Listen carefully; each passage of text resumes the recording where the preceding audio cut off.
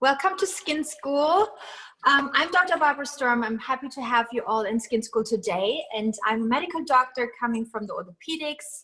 I'm an anti-inflammatory doctor. I learned everything about anti-inflammation and how it correlates with aging. And I translated the whole science from the orthopedics into the skin. I invented something called the blood fascia. You probably all know, where you take the patient's blood, create anti-inflammatory proteins and growth factors and re-inject it into the skin. And from that point, I created a whole skincare line, and I'm all about anti-inflammation, hydration, nutrition, telomerase activation, anti-aging, keeping your skin in the most healthy, most working, most functioning form as it could be. So we all have to pay attention to what's going on outside in order to keep our fortress, our protection tool, the skin, as our very functioning organ, and don't damage it and don't be bad to it. We always have to really take best care of it. That's where my products are really referring to. Today I have my dear friend in Skin School, Kristen Noel Crawley. Welcome. Kristen is a dear friend, and she is a girl's boss. She started out as a beauty writer. That's how we met. She was writing an article for Elle magazine, and we met and we bonded right away and became friends. And she's been a great supporter. She has her own brand, KNC Beauty. She is building this brand with such grace and I always say professional calmness. She knows exactly what she's doing. It's really interesting to watch her. She's been super supportive of Sturm always. I think we always have like our little business conversation. I think, every retailer I go in, it's like, okay, you need to also look into KNC Beauty. So it's really nice to have this friendship also in the beauty industry and have like this connection. So Kristen, are you there? I want to chat with you. Yes, I'm here. Can you see me? Yes. Okay, great. You look fantastic. Thank as you. Always. Oh, Dr. Sturm. Oh, you're just like natural beauty. You also look fantastic in your makeup. The ones of you probably all follow Kristen. I don't know, this aesthetic you put also on your Instagram, all the pictures, they're always like, wow, and I know you're interior design, into aesthetics, beauty, and it comes across quite well. So I'm a big fan. Thank you. So yeah, Kristen and I want to talk especially a little bit also about darker skin tones, where I put a lot of research into it, and Kristen was one of the first also to try the darker skin tones and also falling in love with the function of it. There are definitely differences in skin, in oil production, in thickness of skin, or especially also in the cornification of skin cells. And skin of color especially also has to really pay attention to hydration, not over oiling the skin, but also helping the skin to stay away from any harshness, because this leads to breakouts, acne, and post-inflammatory hyperpigmentation, which are the two most the most seen reasons why we go to a dermatologist. It's acne, breakouts, and hyperpigmentation, and that's because of the bigger and higher inflammation cascade, especially in melanin-rich skin. So melanin is amazing because it's like little umbrellas in our skin, which helps us to protect from photo-aging and cancer especially, which is great.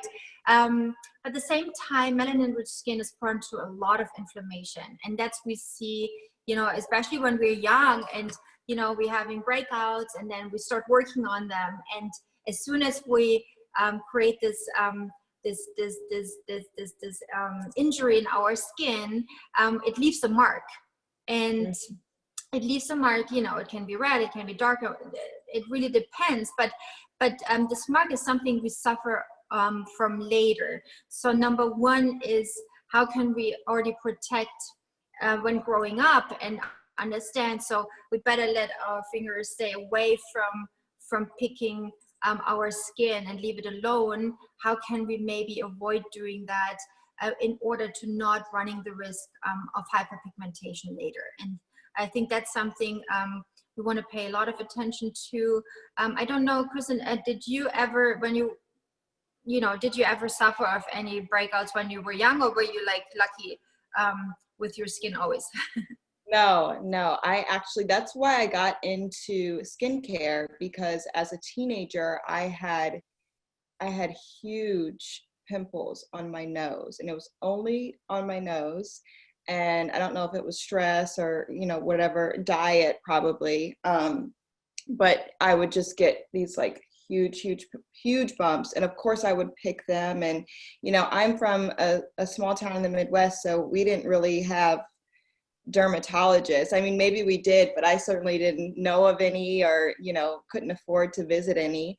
So I would try a lot of like drugstore things and a lot of like home remedies. Back then the internet was still pretty new, so there was a lot less resources. So it was kind of like you just went to the drugstore and you got like, the Clean and Clear or the Noxema or whatever that was. And when I started traveling is when I found that there were, way more options out there. And I don't know if you know of this brand. I don't even know if they're still around, but Kanebo. It's a Japanese. Yes. Yeah. So that was the first luxury skincare brand that I ever tried. And my husband used it. And it was a double cleansing, double moisturizing system. And I still live by double cleansing, double moisturizing. I don't use Kanebo anymore, but that it's just too hard to find and to get. But that brand it really changed my skin, and it made me realize like, wow, products really do matter, right? You make a difference. Yeah. And then also, as I got older, my palate developed. I started eating healthier foods and, drinking more water and things like that. So it's, it's all a recipe that comes lifestyle. together. And then as I got older, I started learning about, melanin rich skin and how a lot of products, I mean, the Kanebo worked for me because it's a Japanese company. So it's made for, people of color, right? So, but a lot of products that I was trying and using didn't really work for me because they weren't formulated for, they're formulated for white skin. So when I don't even remember how I found out about the darker skin tone line, but I reached out to your people or to your PR, whoever it was. And at the time I was doing my column for Elle, and I thought that I'd never seen a skincare line, a luxury skincare line at that, being made and marketed to just, people of color, so it was, and it wasn't just Black, it was Asian and Indian and Mediterranean. Right. Yeah. So, any like everyone with more melanin. Yeah. So I thought that was really interesting. And I remember I requested product from your team, and I tried it for a few months, and my skin, like, it completely changed. And I still use, I use the foaming cleanser, I use the face cream, and the hyaluronic acid serum regularly. Amazing. I'm so happy to hear that. You still love it. Yeah, I still use it. And it's been at least like 4 years at this point. Yeah. But yeah, I noticed how my skin became more even. I noticed how my spots, even from, I still have like some spots from childhood, like really deep acne, that has lightened and smoothed and, become softer. So yeah, I thought it was like such an amazing thing that you were doing. And then we ended up really connecting when we did the interview. I think we, met for dinner or something, and Barbara's been an amazing mentor ever since. So she's like such an advocate for young women, and she's just awesome. She's like my fairy godmother. Oh, I'm blushing. That's so sweet. Thank you so much. That's so sweet. When I created this line, it was, I met Angela Bassett, and Angela was like all over the place about my products, my normal line. And she was like, oh my God, my skin has never been better. And I was like, your skin is pretty awesome to begin with, you know, but she said it did such a change in her skin. And then we were talking, and we were talking about that there's nothing really on the market catered to the needs of, you know, darker skin types, you know. And then she said, okay, let's do something. So she helped me formulating these products, and I did a lot of research, a lot of you know, ingredient science research, and I found these amazing ingredients which are not only anti-inflammatory and antioxidant, but they're also antimicrobial, anti-acne, also, you know, with an enzyme 5 alpha reductase, which helps to reduce sebum production, because oil production is higher in, you know, melanin-rich skin. And, you know, I did a shoot with Julian Dempsey yesterday, and there was a girl from Ethiopia, and her skin was like very shiny, and she said, oh yeah, I just used this oil. And I said, why would you use oil? Yeah, I learned that's what I should use. And I said, no, let's do hydration instead of oiliness. And I think that sometimes, like, really the misconception that we think we need to add like all these oils to our skin, but in reality, this makes even our pores more clogged and can tend more to break out. So the hydration part is really the important part. So, you know, my skincare really focuses on this hydration, and in combination with these ingredients to help even out the skin tone, but really also help with, you know, acne and sebum production and antibacterial, anti-inflammatory. That really makes the difference. And also another really big difference, the quantification of the cells. So normally, you know, when we start, you know, our skin cycle starts on the basal line, and the skin cells get born, and then they walk up, go through their 40 to 60 cell divisions, and then they die, become dead skin cells, and flake off. And often this quantification part is so more robust that dead skin cells not always flake off. And this is where I think the enzyme cleanser, or the cleanser as well. So the cleanser has actually a little bit of very low dose salicylic acid, and the enzyme cleanser has some vitamin C in it. And this combination of this exfoliation part together with the salicylic acid to take off the cornification, but also, you know, having these two enzymes, subtilisin and lipase, to break down proteins and lipids to gently take off that skin cells is so important also for skin of color. And I think that's something. And when you say double cleansing, I know you're using like a very mild, you know, use my normal cleanser, which is amazing because the pH is 5.2, very close to the skin's pH. And melanin-rich skin, darker skin tones even have a lower pH. So you have to be extra careful with your pH and not to use too aggressive soaps and too harsh soaps. And because of the higher oil production, if you try to dry it out, your oil production goes even higher. It goes up, so you accelerate. Yeah. I've noticed that when I use, like, I love this cream cleanser from Clé de Peau.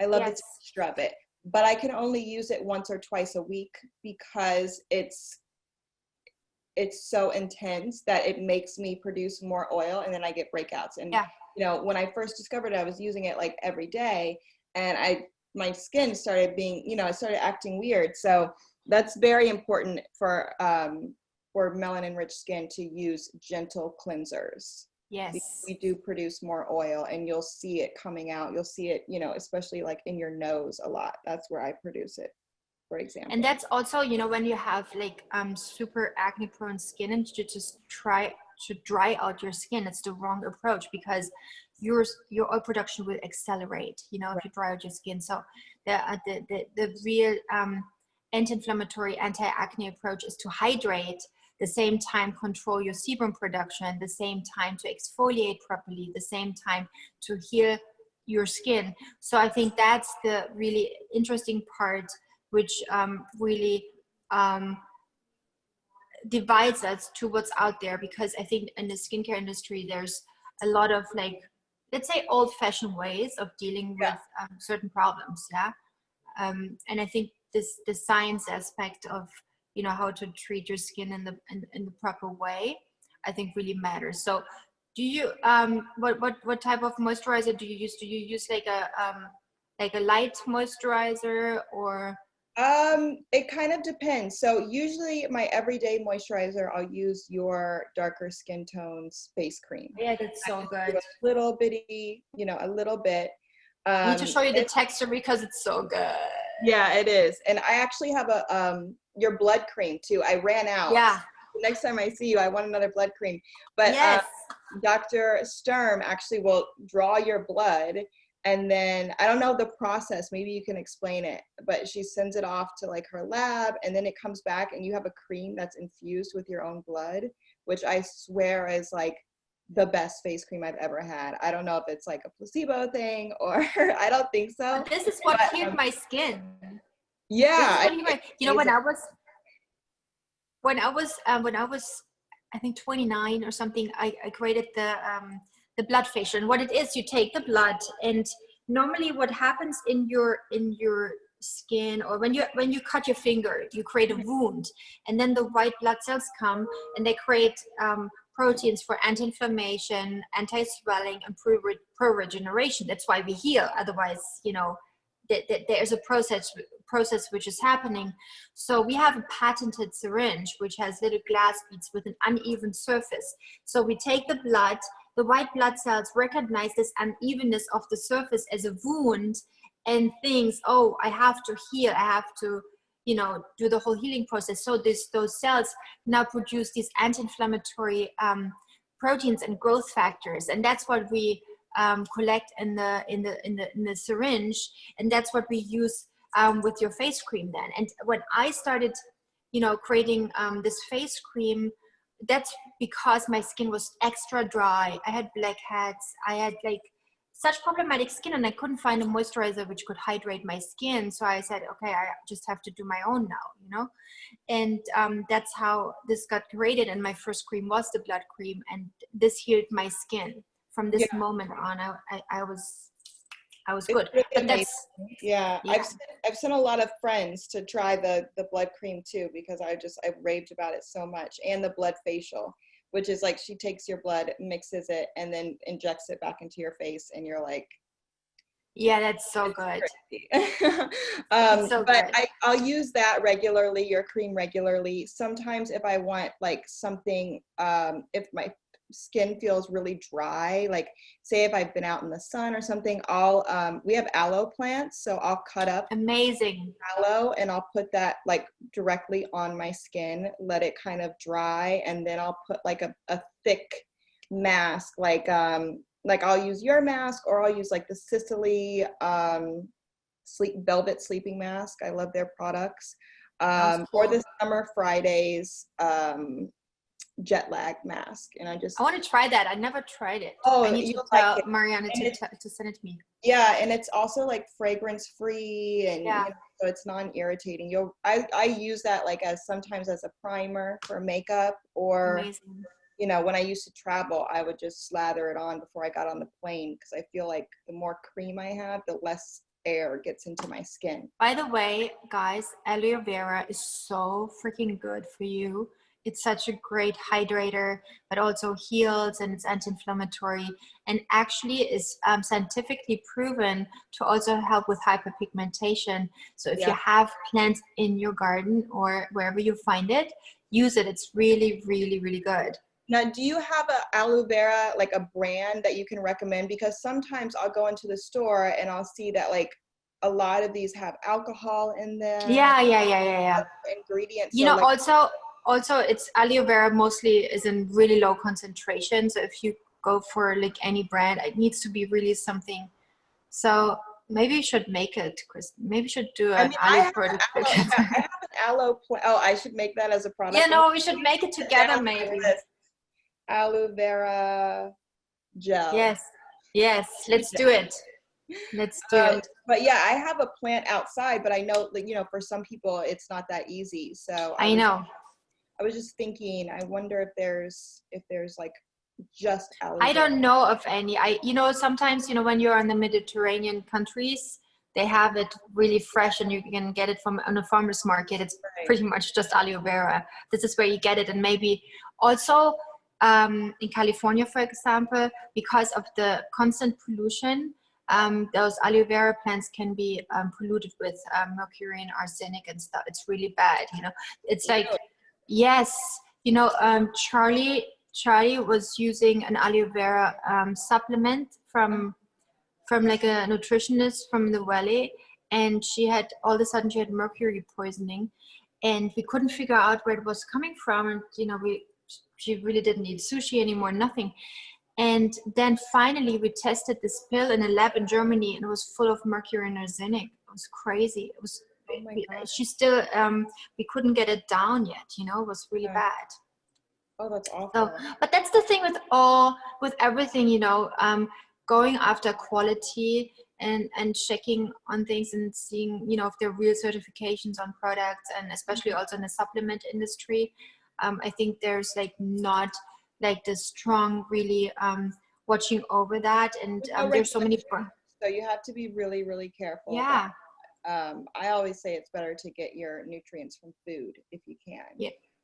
Sometimes, you know, I love purslane. Purslane to me, I mean, it grows, you can make it grow in your yard. It will grow like wheat, but purslane is to me the most amazing herb there is.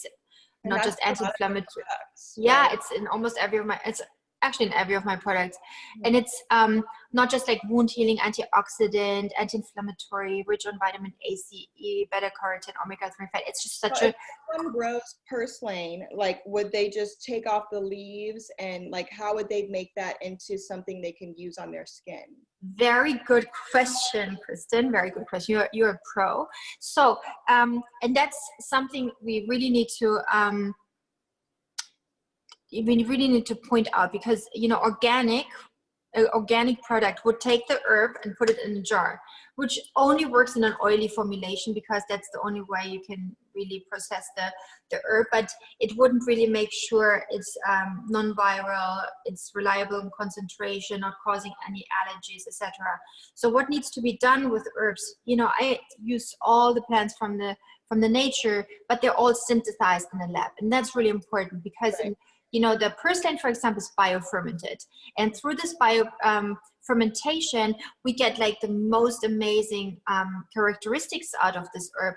But at the same time, we make it safe and we make it reliable on the concentration. And you know, purslane is this amazing telomerase activator, which is the only proven anti-aging theory, which says it not only stops the aging process, but also reverses it. So if you find it in your garden, you don't throw it away, make a smoothie out of it, or sell it or whatever. And, you know, because I was I'm so obsessed with the purslane, I said, okay, I cannot have it in my everyday diet because it's hard to find on the farmer's market. And I was just putting it in a pill form. So some of these like really amazing ingredients are not so easy to get through the diet. And I totally agree. If we talk about diet, it's very logical. Whatever we put in our system will show not just on our inner organs, but also on our skin and our overall health. So it's super, I'm so with you. I started eating super healthy when I was 16 years old. I changed my diet into... I just started eating healthy. Like I just... What? I'm from the Midwest. Like I was like, you know, I ate mac and cheese and chicken nuggets and like McDonald's cheeseburgers every day. That was like my diet until I moved, you know, and I moved to LA. Do you know that I didn't even, this is going to sound like, I'm going to sound like such a bumpkin, but when I first came to LA, this guy, me and my friend were like at a, like, you know, an outdoor cafe, and this guy sitting next to us, he started like conversating with us. And then he went inside to go get something, and he had a bottle of Perrier on the table. I asked my friend, I said, hey, what is that? And she's like, I don't know, but it sounds like, she's like, it seems like it's something that everybody has, so don't ask him what it is. Like, I didn't even know what Perrier water was. I'd never tried sparkling water. Like, I'd never, you know what I mean? So good for you. Good for you. This water, guys, sparkling water is not good for you. I don't like it. I don't like it. It creates acidity in your system. And acidity creates inflammation, so stay away from sparkling water. Yeah, But like, I know you're very fast foodie, and you know, we went to Disneyland together, and yeah, I totally see that. Yeah, you always go for this stuff, and so I still have problems with choosing healthy options because I just did not grow up like that at all. So, you know, don't feel bad if you're not like a super healthy eater, but I will. No, because look at you. Yeah. I will say try to drink as much water as you can. I feel like water is more important than even like the food that you intake, because the water is flushing everything out, even if it's bad, right? No, it's totally important. Also, when we talk about skincare, you know, if you add hyaluronic acid to your skincare routine, hyaluronic acid penetrating into deeper skin layers binds 1,000 times its weight in water. So yes, give your body a lot of water.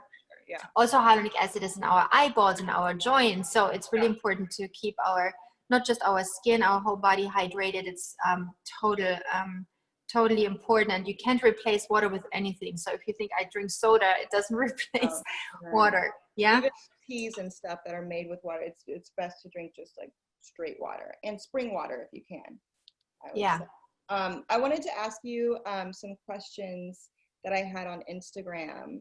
Yes. I think a lot of questions were about hyperpigmentation and melasma. So how can we prevent these things? And if we already have them, which the majority of us do, how can we treat them at home and possibly in an affordable way? Is there a DIY way, you know, or I know, you know, your products are amazing, but they are very expensive. So I would just love to give the viewers like some like options of things that they can, you know, use at home, or even like just like some things more attainable. Number one, we created bundles on our website, which are actually 40% off.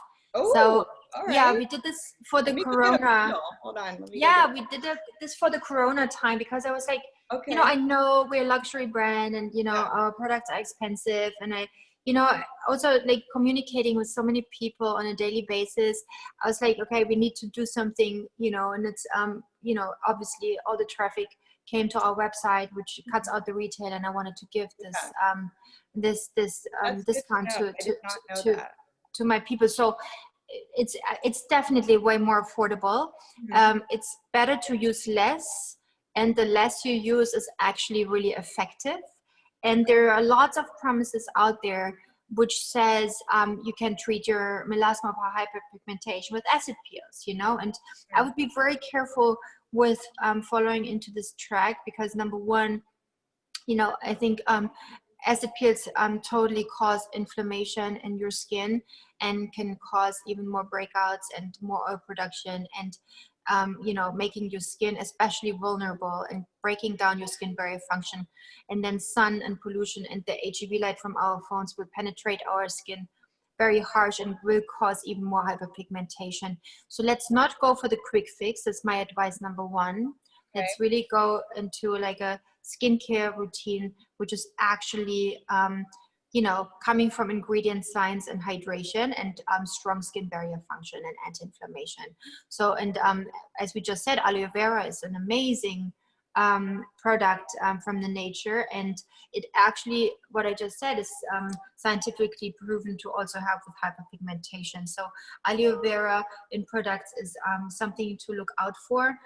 We actually, you can do like even your own aloe vera mask at home, or you know, we did an DIY mask here with avocado and yogurt and honey, which is great, soothing and hydrating.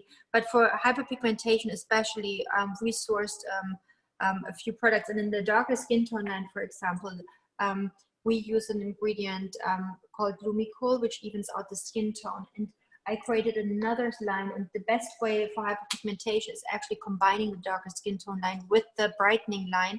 And this brightening line basically has ingredients also to loosen the agglomeration of yellow and dark spots by bringing ingredients like garden cress sprouts, watercress sprouts, copper, It's olive leaf extract in the Brightening Food. Let me see where I have the Brightening Food. I have a supplement which helps. And this is not done overnight, you know. This is something I probably when you've been using the darker skin tone lines for years now, you know, and it's not something you see from one day to the other. This is something it takes a while.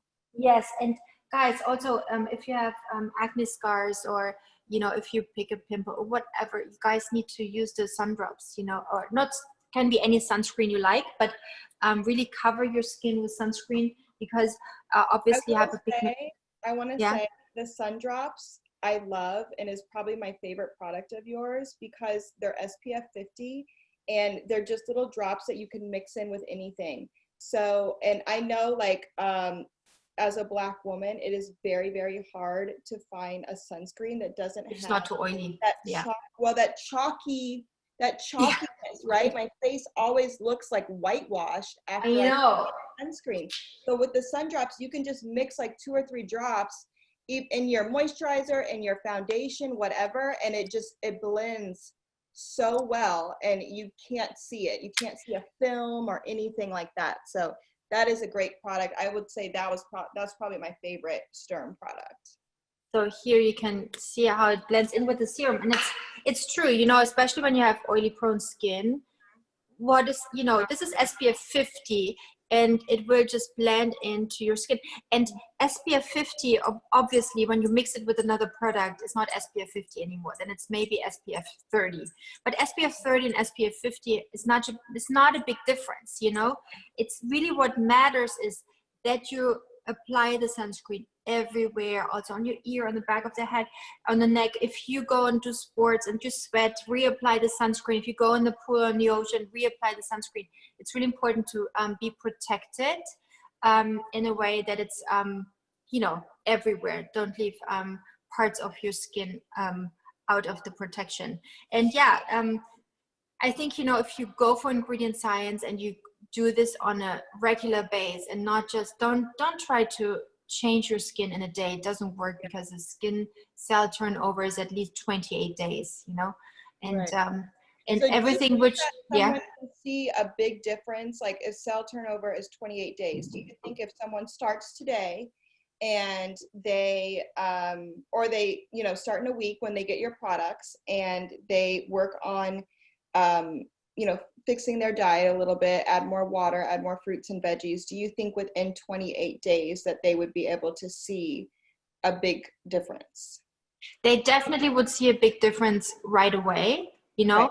With hyperpigmentation, it can't be, because these are like things which, you know, are developed over years and years and years. I don't think you will see that in 28 days anyway. And I think, you know, especially, you know, I have so many friends who went on the darker skin tone line, and they always give me the same feedback, that it evens out the skin and that it helps with hyperpigmentation. Rachel Roy, for example, she's like swearing by it, and it's like, it takes some time, you know. It's not just this one cell cycle, but you see effectiveness, you know, over the course of a little time.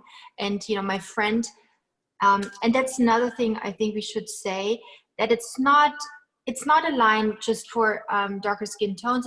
I use the darker skin tone line because, you know, we all have our, you know, imperfections and everything, like hyperpigmentation spots, or I just like this highly anti-inflammatory property of the darker skin tone lines. And my friend in Miami, she had twins, and she had full-on melasma, and she's like blonde and blue eyes, and she I gave her the darker skin tone line. After 2.5 months, she called me. She said, my whole melasma is gone. That's the only line I'm using. And she never changed back to anything. So it's not, you know, that's your skincare, that's what you use. It's for everyone who wants to do this anti-inflammation, evening out skin tone, helping with hyperpigmentation or age spots. So it's not just, this is for you and this is for you. You pick the program which you think is really helping your skin, you know? Yeah, I had a lot of melasma after my second pregnancy. It was like, I had like a 5 o'clock shadow. Yeah. It was so dark. It was crazy. But yeah, Yeah, I think that's great. And routine wise, so I had a lot of people ask about, are toners necessary? And, what do you do after you cleanse? And like, how do you apply the serum? So could you give us a rundown of how to, like your nighttime routine? Like, what are the steps that you should do? So with cleansing, if you have dry skin, only cleanse once a day in the evenings. This cleanser is like super hydrating and really helps. That's the foaming cleanser, right? Yeah, that's the foaming cleanser. This is the one for the darker skin tone, but it has the right pH. It helps to hydrate, gets the job done. It's super gentle. I mean, I sometimes use this on pepper. That's how gentle it is, And then for twice a week, definitely the enzyme cleanser 2-3 times a week. Put it in your shower. Keep it in your shower. It's a powder with these 2 enzymes, subtilisine and lipase. You mix it with water. You make this foamy my husband loves that one. He used to use the St. Ives apricot scrub. Like, that was his thing. For years. And I kept telling him, I was like, babe, this is not good for your skin. It's tearing your skin up. And he wouldn't change. And then I put one of those in his shower actually one day, and I took the apricot scrub out. And like I hear him and he's like yelling, Kristen, babe, where's my scrub? And I was like, that's your new scrub right there. And he's been using it for like a year now. He loves it. Oh, I love that. So cool. So yeah, that's the thing, you have to pressure the guys to use a product, but then they're obsessing over it. And it's same with Adam, it took me 4 years to make him use the calming serum because he has little rosacea. Now he's telling me how good the calming serum is. I was like, yeah, I know. Really. Made it. guys, but the balancing toner, actually, it's a really amazing product, especially when you have excess oil production. And that's why I think it's a really good step, especially for oily skin types or darker skin tones, to really take off excess oil, because that always is the problem. And like the little beginning for, mixing with the dead skin cells. And so I think it's really important to use that as your first step of your skincare. And then I use the Hyaluronic Serum. Here's the Hyaluronic Serum for darker skin tones. Always start with the clear serums first. And this is really interesting science. So the clear serums, they have water soluble ingredients, obviously, but they're so small, they can penetrate really deep. And the Hyaluronic Serum has different molecule sizes, which also function as a carrier molecule. So the hyaluronic acid not only gives the hydration, but also functions as this delivering device. And for example, purslane gets delivered really into deeper layers. So that's a really good one. If you want to do a hyperpigmentation routine, you would also use the Brightening Serum. It's a lipid serum. That would be the step after your hyaluronic serum. I always also add the anti-pollution drops. I don't know where I have it right now. Do you use the anti-pollution drops? I do when I go to, when I go to New York. Yes. If I'm going to be if I'm going to be like shopping all day in LA or something, I'll use them. I live in the suburbs, so I don't use it every day. But like if I'm traveling, I'll use it. I'll bring it with me because it's just. It's so good because it's hydrating, but also it has the polyphenols from the cacao bean to block out the HEV light from the phones. So right now we spend a lot of time. That's really good. Someone asked a question about how they can protect their skin from blue light. So it's the polyphenol which comes on our skin and blocks out the HEV light. So that's a really good one. So I always use the hyaluronic serum, then the anti-pollution drops. If you want to do an hyperpigmentation routine, add in the brightening serum. And then you go with the moisturizer, whether for darker skin tones. That's a really great one. We just talked about this one. Or also we have like a light brightening face lotion, also great. And yeah, then the sun drops, How often, when you do serums, do they need to be dry to the touch before you add something else on? Or can you just kind of go like this and then put your next step on? With the serums, and especially with my formulations, I think these serums are so good because they really go into your skin right away. That's why you can add on products. Mostly products sit on the skin and you put on, and then you have like this big big whatever mountain of products on your skin, and you think, oh, it's like I'm sweating on my skin, but this all needs to be dissolving in the skin. It's really important that those products always just like really become one. And when you add the hyaluronic serum, it takes maybe 20 seconds and then it disappears. So what I do in the morning, I put the hyaluronic serum on, and then I go and put my t-shirt on or do something else or comb my hair or whatever, and then I wait and I do the next step.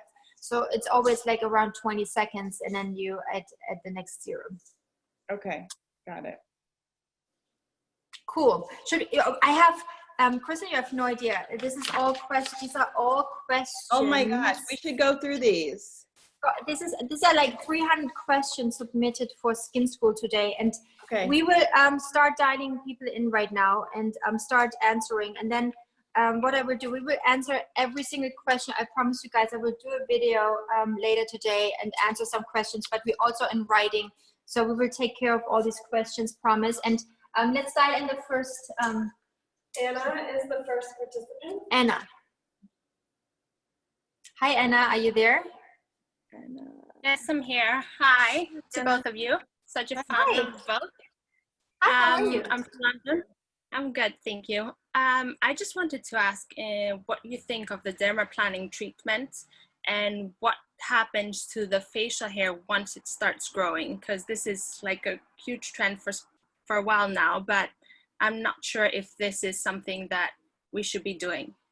You have very sensitive skin, I can see that. And dermaplaning is not something I would recommend. Kristen, I don't know what you think, but this is something which causes a lot of inflammation and breakouts. Dermaplaning, I feel like, but I don't do it anymore. Did you do it? I was one of the first, I feel like I was one of the first people to do dermaplaning, and I covered it on Elle many years ago. Yes. I personally don't do it anymore because I noticed that when I do it, I'm either cutting myself or I'm getting inflammation or I'm getting, you know, it's like, it's too irritating for my skin, and I have pretty rough. For everybody's skin. Yeah. It's for everybody's skin. I like the fact that, you know, it gives me, you know, a fuzz-free kind of face. But then I'm thinking like, oh, are my pores open after that? Like, is it really good to not have that shield on your face? You know what I mean? I don't know. Barbara, you're the expert, so you No, I just don't like the inflammation part.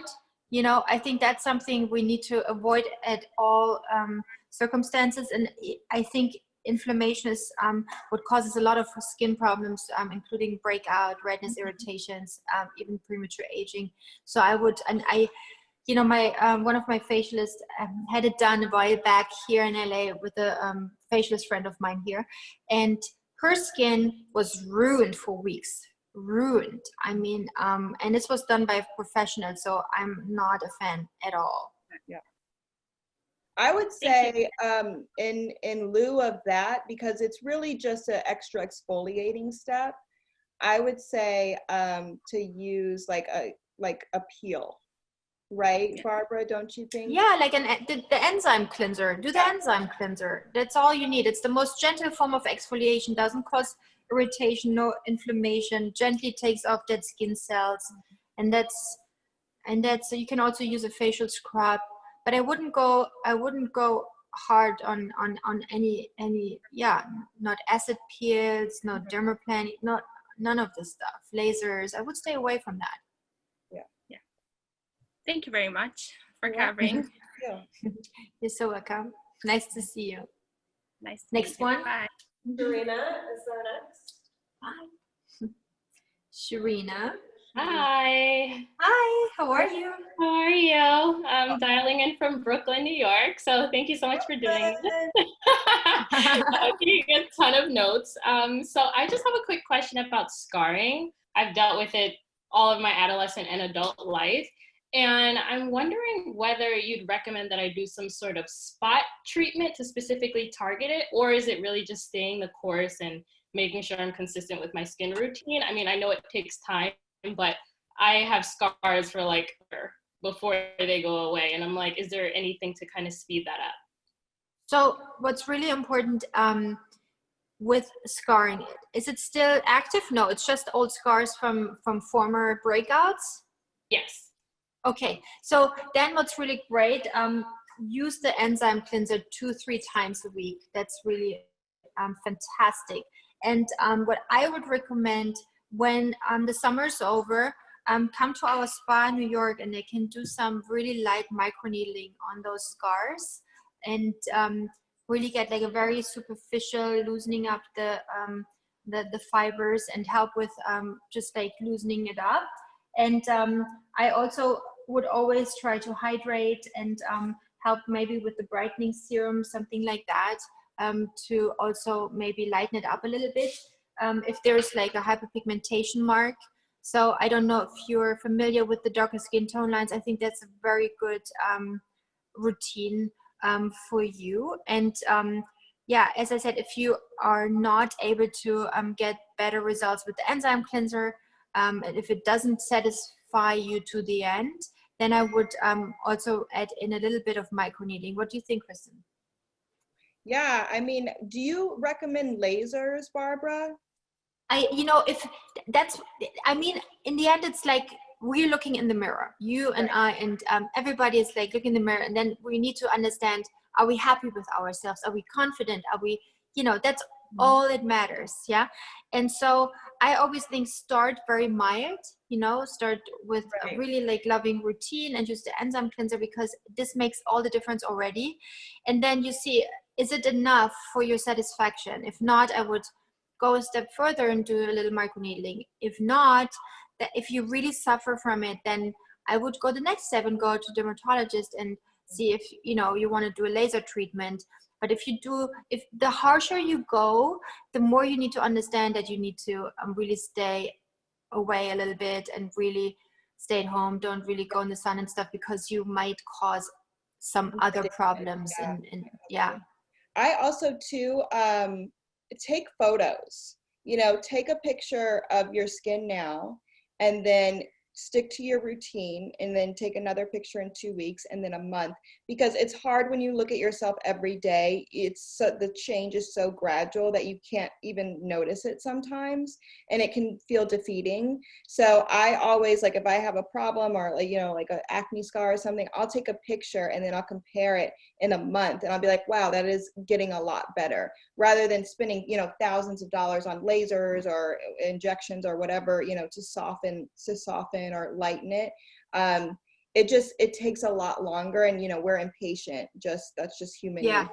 So I would just recommend documenting your progress. Yeah, that's a good idea. Yeah. Thank you so much. Thank you. So nice to meet you. Thank you. Hey, Leslie. Hi. Hi. Hi. So my question is, for someone who is like trying to like low-key start their own skincare business, I've been researching a lot of things, and I kind of am leaning towards being like an aloe foundation based type of product. Well, but now we can't do our idea, Leslie. No. I was about to say as well, like there's this skincare line that I use that's called Aruba Aloe, and it's like aloe based, and that's kind of what gave me the idea. If you guys want to look that up or whatever you guys want to use. Yeah. So the question is, what research should I really be diving into to learn like the basic needs for cleansers, for lotions, and like toners, just for like the basic 3, because I'm not gonna go crazy yet. But for like the basic stuff that you would do for like a daily routine, like what should I be researching and trying to look for to understand? Barbara, you should take the lead on this one, because I don't have any of those products, so I don't know about that development side. Maybe Barbara can help. So that's really fantastic. I really love your idea, and I think it's really good to have those aims and things for you to do in the future. And definitely Google has everything for us. You can research everything. You become an expert just with Google. Google has everything. Therefore, there are certain sites where you can find clinical studies, so you can dive into more like what's proven as being working. And that's something you definitely should have an eye out, not just like, don't only read Kristen's L articles. Yeah. What are some of those sites though? Like, do you have like the web addresses? There's like PubMed out there. There are a bunch of medical medical, Like medical you know, journals, probably, right? yes, Okay. medical journals and, you know, deeper insights in the internet. And I'm also happy if you want to have some deeper advice, to have like a little chat with you outside of skin school, and give you some advice how you can go about your projects. I'm happy to do that. But you know, I think it's great if you really dive into ingredient science research and make your portfolio of ingredients you love and you think are valuable for your formulations, and then you will find a lab. And you know, labs have like chemists, and you don't need to know every single chemical reaction, because it's very, very complicated. And there are chemists. I have a whole team of chemists who are doing nothing else but trying formulations. For example, we're doing the most amazing cream right now, and I just signed off on it, and it's, you know, and I was thinking of making it a little richer even, and you know, if I would make it a little richer, it would just like not be right anymore. It would just like, it wouldn't work anymore because the formulation would fall apart, you know, and we worked so long on this formulation. So, but that's like the specifics in formulating products, which can only be done by really hardcore chemists. So you need to find a lab which you like, and then you need to also verify what is your philosophy and what ingredients you definitely need to do a clean list for yourself, and make this, you know, the do's and don'ts, what is allowed in my skincare product, what is definitely not an option, you know, and that's something you need to think about for sure. And Leslie, where are you based? I'm in Jersey. I'm Okay. home for a little bit for the summer.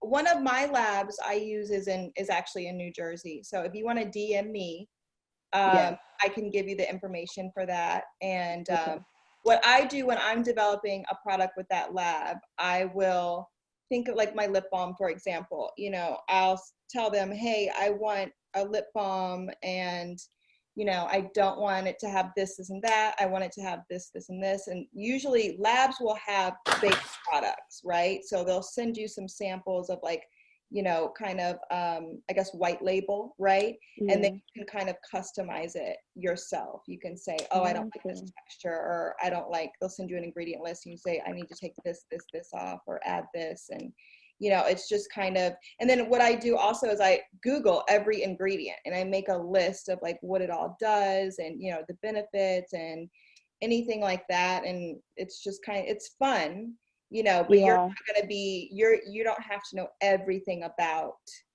formulating a product. That's what the chemists are for. Yeah. Okay, cool.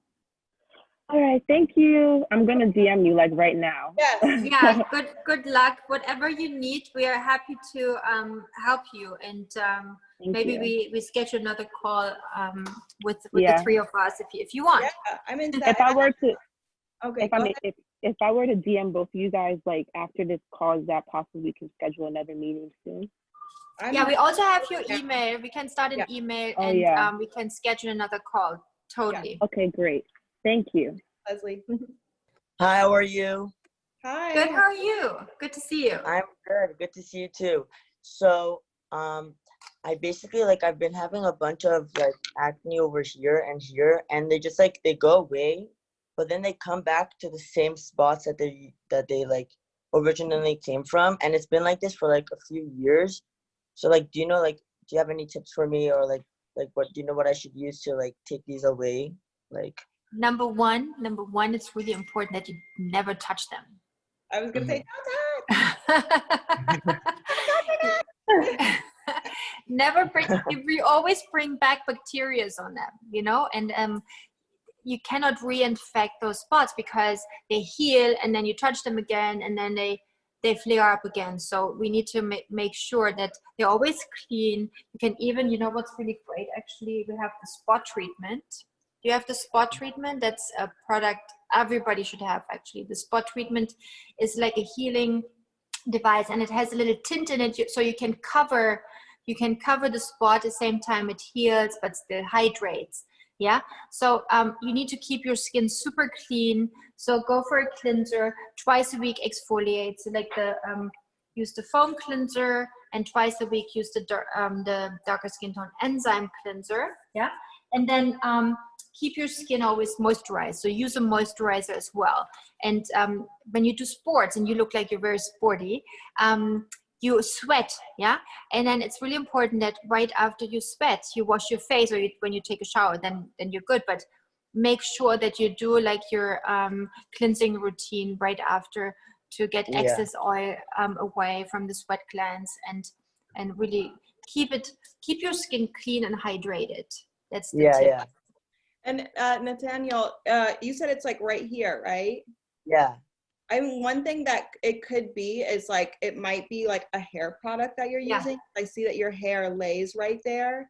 So maybe when you're at home, just wear a headband, you know, just kind of like push it out of your face. Or you can experiment and see like if it's a certain gel or maybe shampoo or something that is laying on your skin right there that's causing you to break out.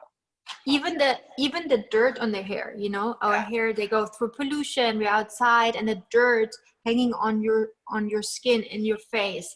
Lots of people have that too. They have it here because the like open hair hangs right on your jawline, and that can really be the case. It's a good point. So yeah, keep your hair out of your face. Okay, thank you guys so much. It's so nice to see you. So nice to see you guys. Thank you. So much, because it's like a marketing thing, and we think we need to use like those things. Stay really low, under 5% with your vitamin C. Studies shown that vitamin C in higher concentration damage your skin barrier function. Be always good to your skin. Don't cause inflammation to your skin. Okay. Awesome. Thank you so much. And yesterday I made an appointment to get a chemical peel because I have scarring on my face. So should I cancel it? Wait. Cancel. You gotta chill. Yeah. That's like if you get a chemical peel and you have bumps, it's gonna make it worse. Yes. It's gonna burn. I have like 2 scars on my face that I'm super insecure about, and I have like a derma roller. Do the spot. You got to chill, really. Girl, you will be so unhappy with your skin if you keep doing what you're doing.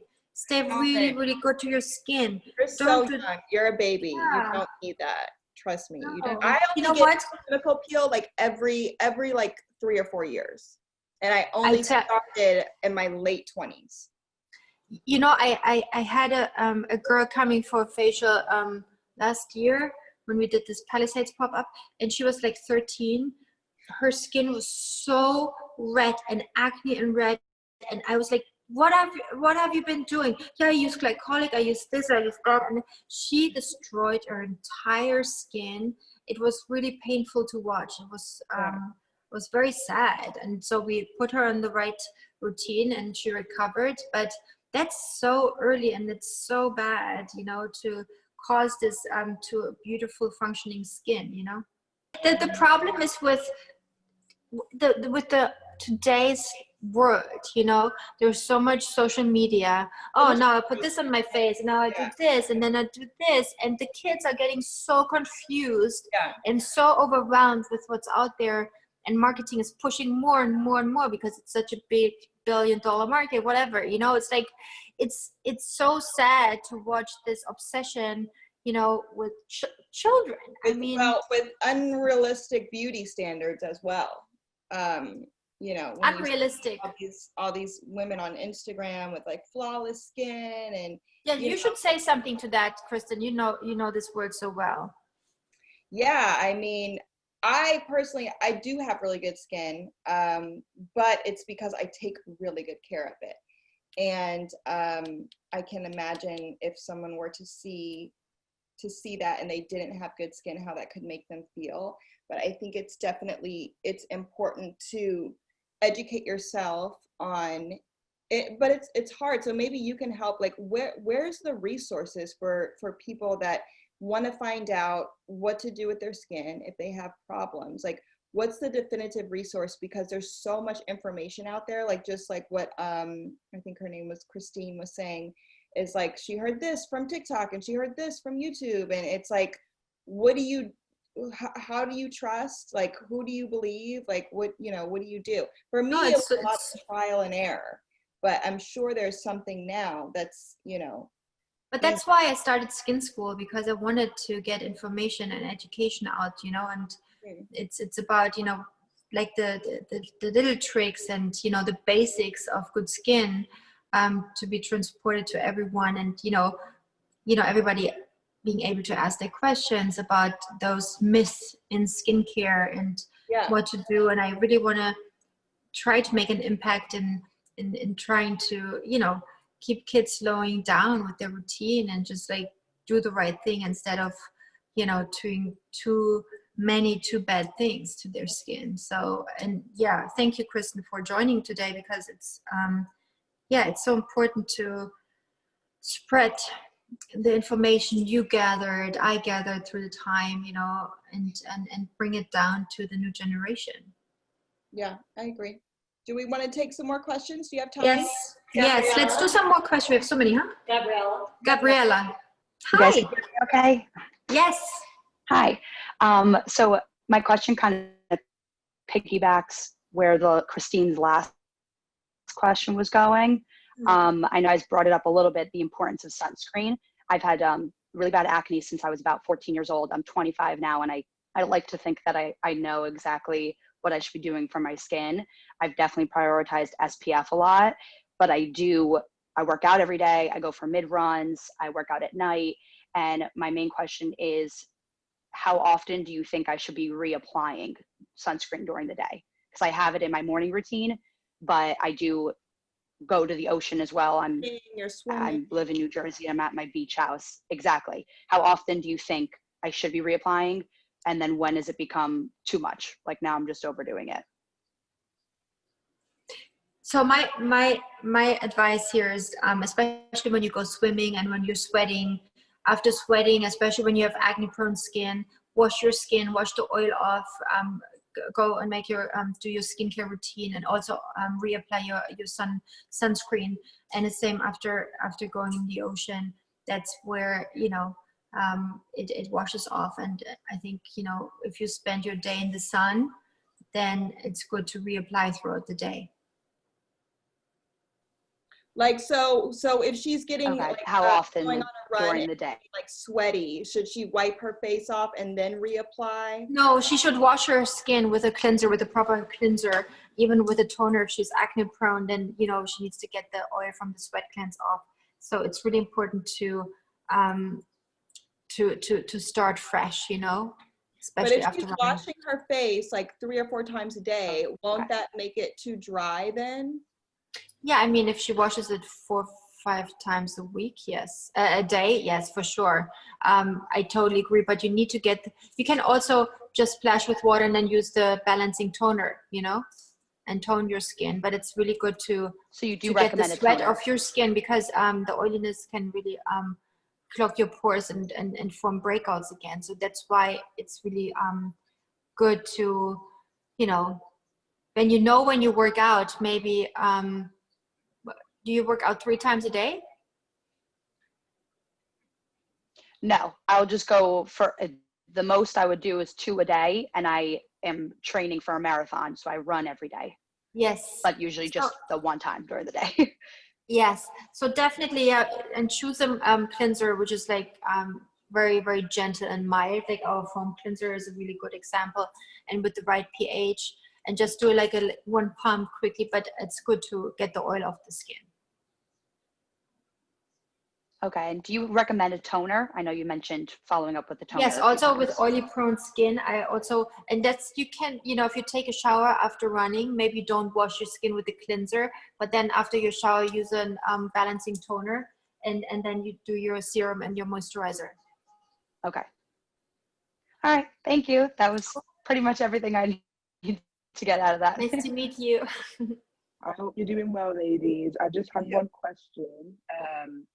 It was just to confirm if my skincare routine is good or not. So basically, I've been led to believe that my skin is quite oily combination, quite normal combination as of late, because I see an esthetician and she's recommended a cleanser that has lactic acid, glycolic acid, and salicylic acid for my skin texture. And I've got congestion usually around my nose, on the bridge, and on my chin. So I guess I've seen improvements with that. And she recommended a moisturizer from Alumiere MD. I don't know if you've heard of that brand. But I'm just not sure if I should still be experiencing congestion, or I tend to get dry around my mouth as well. So I don't know if it's just too harsh. Should I be using a more gentler cleanser, or does that sound like a good skincare to me? Yes, you know, a little bit salicylic acid is fine. I wouldn't go for glycolic, and also not for lactic acid. Lactic acid is better for your body, not so great for the face. And you know what, this is where I want to show you something which is really great, because this is like discovery kit for the darker skin tone line, and I really think there's everything in it. There are all the products you need: a cleanser, the enzyme cleanser, the hyaluronic serum, and the moisturizer, and it's all you need really to hydrate your skin, but also to help with exfoliation, help with the cornification, help with the sebum production. And I think it's really so important that you keep like the balance in your skin, of hydration. And because if we go too harsh, you dry out. Then you have transepidermal water loss, more bacteria can enter your skin, you get more breakouts. So I would really try to balance our skin in the best way and make your skin barrier function working and robust and healthy, and then your skin will also have this healthy radiance. Okay, so from what I've described to you, what would you say my skin type is? Is it combination, or? I think it's more prone to oiliness, just because, and especially when skin is prone to being more oily, and then you do like a drying out cleanser and too harsh ingredients, then you overproduce your oil as well. And with this this set, and also the cream is great because it hydrates. Even if you had combination skin, it will help with your sebum production, but still hydrate enough. So I think it would be good for you to try that. And it's just like 4 products. It's the cleanser for every day, the enzyme cleanser for twice a week, and then every morning, every night, the hyaluronic serum and the moisturizer done, Yeah, that's ideal, because I like a quick and effective skincare. Yes. I don't like I know. steps and all that. Yeah. I know. I don't have time. I'm so impatient. I know. But that was just my question. So thank you for your time today, ladies. And thank you. Maybe you can try that. I would love to hear how you're doing, okay? Thank you. I would definitely give it a try. I don't know if they sell your products where I live. I live in Manchester, but I'll definitely keep Where do you live? Manchester. Yeah. Cool. So Barbara, do you have any retailers in Manchester? Is Manchester is this the English Manchester? Okay. By London, right? Yeah, it's about 3 hours away from London. Oh, yeah. So because sometimes in America there are cities which are actually the same name, like English cities. Yeah. I'm always so confused if there's another city in America which is the same name. So I'm being blunt here. So in Manchester we have the Selfridges. Selfridges is in Manchester, but you also, if you go on molecularcosmetics.com, you can just order it and they send it to you in between a day, I think. Or Space and K we have too. Space and K. Are you on Cult Beauty too? Yes, Cult Beauty. Exactly, Cult Beauty. Yeah. Yeah. But Barbara's website is really good for international. I think you have like a fulfillment center over there. So it's not like it's gonna come from America and take like 3 weeks, we're a German brand, Kristen. Yeah. It comes from Germany. Yeah. And now we have a warehouse in the US, so now it's really great for us to ship in the US. It's very easy. In the beginning we shipped everything from Germany, which was crazy. I mean, crazy. It's hard to build a business, guys. Not easy, but we're getting there. Thank you again for your time, ladies. So nice to meet you. Nice to meet you. Bye. Rena. Hi, guys. Rena. Hey. I like your top. I have the same one. Thanks. That's Thanks. the MW, right? Yeah. It's like couple years old or something, but good sport bra. Yeah. Thanks for taking my question. I'm currently enrolled to become an esthetician, and I just had some questions about like the modalities I'm learning about. Right now, like my favorite one is the high frequency, but I kind of just wanted to ask you guys like which services do you get, or which ones do you use on yourself, like the ultrasonic, high frequency, or the LED lights and stuff like that. I'm still learning about it, but I just kind of wanted to get your guys' input because professionals, right? I'm a professional. I'm a non-professional professional, I guess. I don't use light therapy because I've heard so many different things about it. So I just don't know which one to use. So I'm really excited that you asked this question. The high frequency is like that little thing, right? That I'm here, yeah. Yeah, I have that, and I actually really like that. So when I do like at-home facials, yeah, that thing, yeah, I use that, and I've heard it's supposed to like kill bacteria, and so if I do like, I'm probably not supposed to say this in front of Barbara, but if I do like extractions at home, I'll go over it with that. And I go over it with my nose because I get a lot of like little bumps through here, and it seems to really work well. Other than that, like I use a lot of like massage tools. And then like the roller, or like I use the Joanna Check roller that's like good for like That's so good. Yeah, I love that one. It's expensive, but it's totally worth it. And for some reason, like the balls, they always stay cold. So it's and they fit. For some reason, the fit is great. Yes, it molds to your face. So I do that in the morning. I didn't do it today, but like I do it in the morning and like at night, or if I'm going to an event or something before I get my makeup done, I'll put like the Summer Fridays mask, or like the Barbara Sturm mask, and then I'll just roll it, and you'll see like such a big difference. Barbara, did you want to talk to her about like the lights? Because I've heard like red light isn't good for like people with darker skin.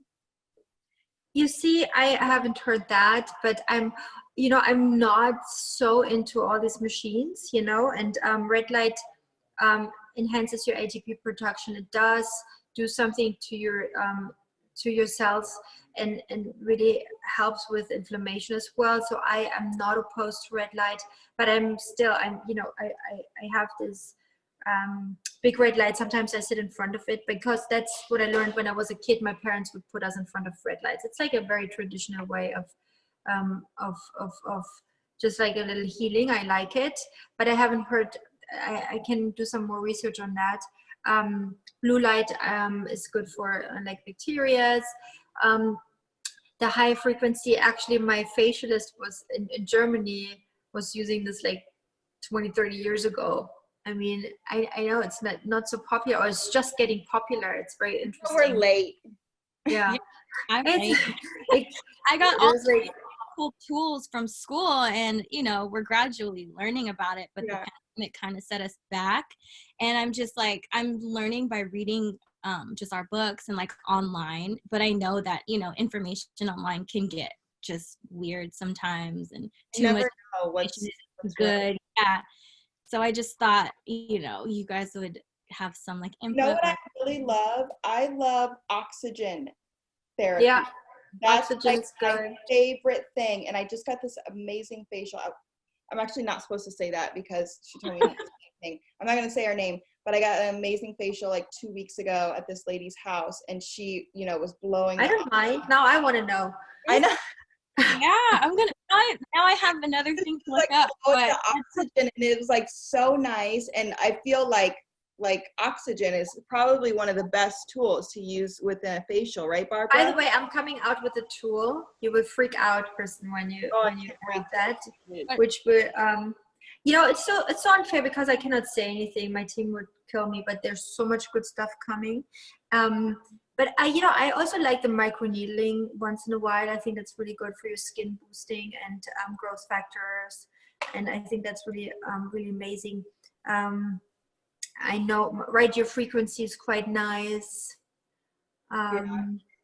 What about ice therapy, like cold therapy? Was it cryo? Yeah. Cryo. Is it good for our face therapy? too? What about that, Barbara? What do you think about that? Definitely, I'm not so into all these extremes. Ice is not so bad like heat. Heat is really bad if you make it some hot therapies. Ice, and also what's really not good if you do ice and warm in alteration, because your vessels going dilatate and they shrink again, and then they can break your vessel. So you have to be a little bit careful how you use it. Should you start with warm? Like, for example, like when I do my at-home facials, I start, I cleanse with warm water, and then I have my steamer, right? Yes. And then like towards the end, should I seal everything in with like, the ice rollers or the Cairo? Yeah, like the cold stuff. Yes, for sure. Don't make it like super, super cold. Yeah. Okay. But definitely 100%, coolness is nice, just not too extreme. Okay. Would that be like after your full facial routine, or is maybe like in the middle, or like with serums or moisturizers, like the rollers that you guys were suggesting? That's part of your massage technique, that's the. I did a video of like, and I don't know if it's the exact way, like that's the right way, but I did an IGTV video on my Instagram, maybe like a few weeks back, where I did an at-home facial. And I did the roller, I believe, after I put on hyaluronic serum. I think that's when I did the roller, because then you're helping to push that in, and then you're also doing the drainage. Nice. Okay. The lymphatic drainage. You see, the lymphatic drainage, you always go down, This is like more for firming and lifting, and that's actually something we quickly can talk about, because there's a lot of talking about lymphatic massages, and a massage is never being lymphatic. With lymph you have to be super, super careful, and it's maybe a drainage, but you need to be very gentle, so you really activate your lymph nodes, and then you carefully, and you always go from up to down, you carefully do the lymphatic drainage and always bring your lymph down, and then you activate again. It's like, this is never a massage and should never be rough, because that really is how you can destroy your lymph. Because there's a lot of like talking about, like, it's like a thing right now. I feel like everybody's talking about it, no? Mm-hmm. Yeah, no, it's a movement. So why don't you tell us, 'cause I've been doing it wrong. Why don't you tell us, like, I have this is great for lifting, This is great for lifting. You are lifting. So yes, then if we're puffy, or, if you're puffy, what you do, you start activating your lymph.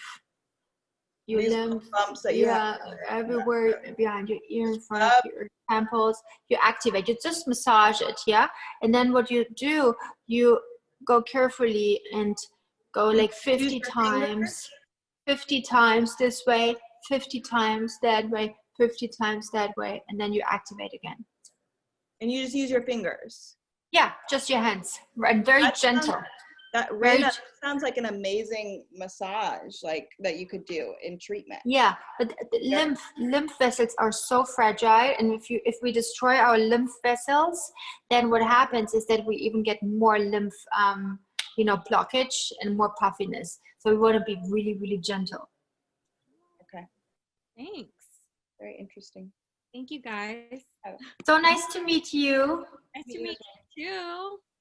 And good luck with your whole training and everything. Yes. Thank you. I'm hoping to go back to school soon. I'm in California, and they're slowly opening things up. I was supposed to graduate on the 20th, but now it's 2 months later. Yeah. I Yeah. pray that these schools open up on time. I know. Yes. My girls just are able to go back to daycare. Like, Come 2 and weeks visit ago. us in our new spa. It's opening soon in August. In LA? Yes, on Melrose and Almont. Yay. Elma, is that in Melrose Place? This is, no, you know where this is? This is where Maxfield, across the street from Max. There's like this cul-de-sac. It's so beautiful. It would be so nice. I'm really excited. So if you guys are in the area, always come by. And thank you so much. You're the best. You're the best. You're the best. This was so fun. I could sit here with you for hours. I know. We should answer way more questions. Also, we did like a little giveaway for everyone on our Instagram with Kristen's lip scrub and lip balm and the darker skin tone lines. And we will announce the winners tomorrow, so check it out. And keep coming to Skin School. And it's something we enjoy doing. And Kristen, maybe you should do another one. Yeah, I think we definitely should. Yes, we will. Love it. Yeah, thank you for having me. You're the best. No, I love you. Bye, everybody. Bye-bye.